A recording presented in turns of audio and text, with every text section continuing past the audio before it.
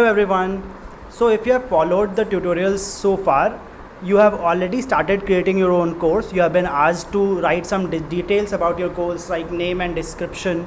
You have also placed your course on a suitable section. Let's say if you are writing a skill based course, you must have placed it under some topic.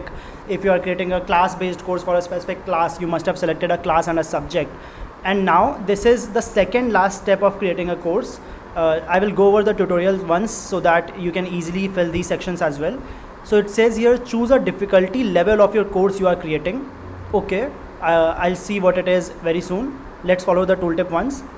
I have to select the difficulty level. Then it is asking me to add keywords which give users an idea about what course is about. Okay, so I have to add some keywords. What more?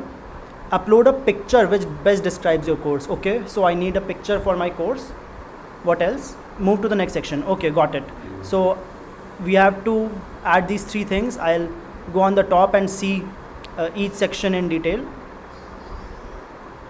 Choose a difficulty level of the course you are creating. Let's see what difficulty levels we have.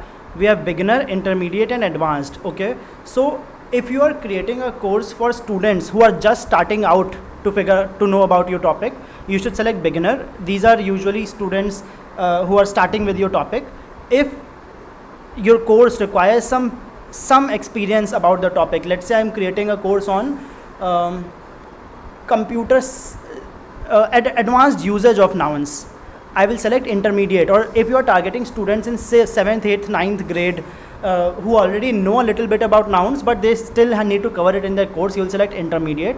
And advanced is for targeting students who already have a decent knowledge about this topic, or the topic you are going to teach is for advanced usage of this. So for example, I'm creating a course for machine learning in computer science. So this is a hard topic. Not everybody may be able to understand my course if they don't already know a little bit about computer science. I'll probably choose advanced.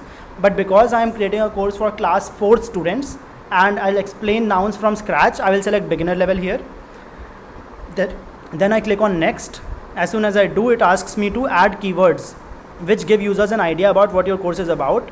On the bottom of it, it also says please provide at least one keyword. Okay, please press enter key to submit keyword. Okay, what kinds of keywords can I write? It could be anything that users will learn from your course. So for my course, students will learn about nouns. Let's skip this tutorial for now. Nouns. Okay, students will learn about nouns.